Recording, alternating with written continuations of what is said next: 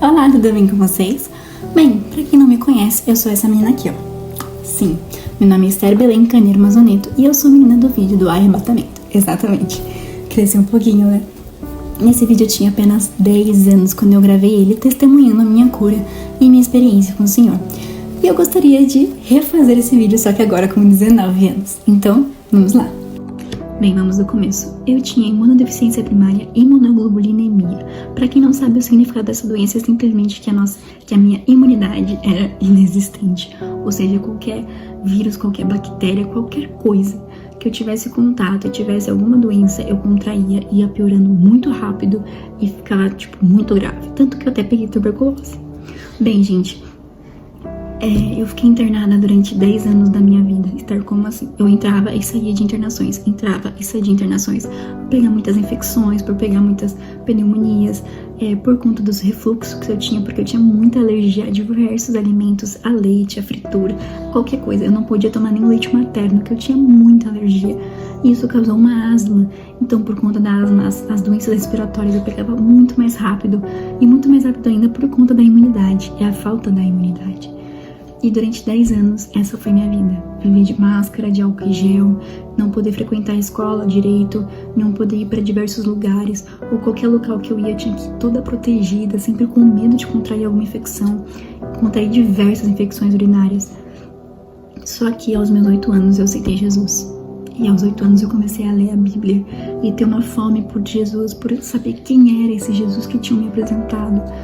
E eu comecei a orar para ter uma experiência com o Senhor. Não para ser curada, mas para ter uma experiência com Ele. E quando eu tinha 10 anos, a gente foi para um acampamento chamado Café Kids, na Casa Firme Alphaville. E nessa igreja eles têm um entendimento sobre crianças, sobre adolescentes muito grande.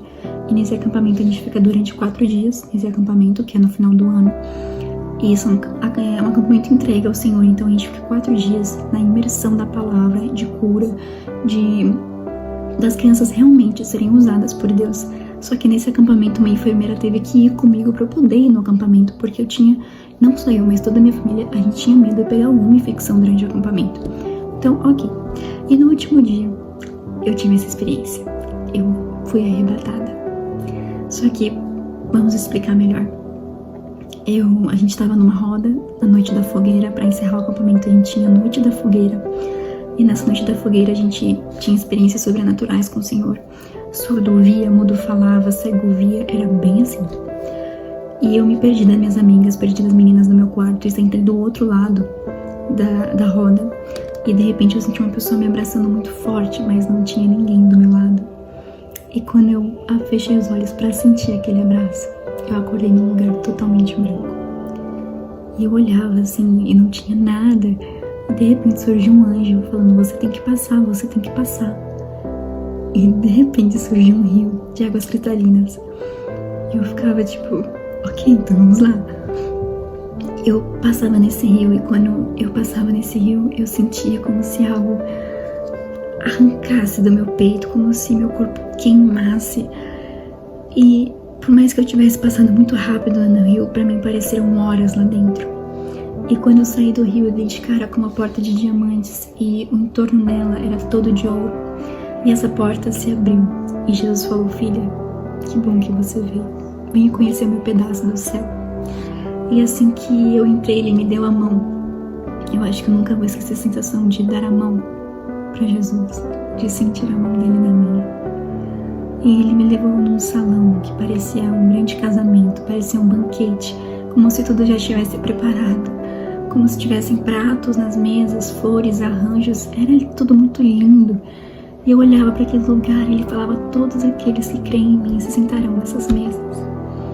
E eu olhava para o outro lado do salão, havia 24 tronos, e um trono no meio, lindo e brilhante. E ele segurava firme na minha mão e falava: filha, venha conhecer meu jardim. E quando eu ia, era um gramado lindo, com flores de cristais, dançando e brincando, louvando a Deus. E de repente uma flor murchava. E Jesus ia lá, regava ela e ela voltava a vida. E Jesus falava: num momento triste, eu rego vocês. E atrás desse lindo jardim havia um grande castelo. E quando de repente ele segurou bem firme na minha mão e falou: filha, eu tenho que te levar para a parte escura. E nós saímos daquele paraíso, saímos daquele céu, daquele lugar santo e descemos num abismo muito profundo. E nesse abismo era uma caverna muito escura.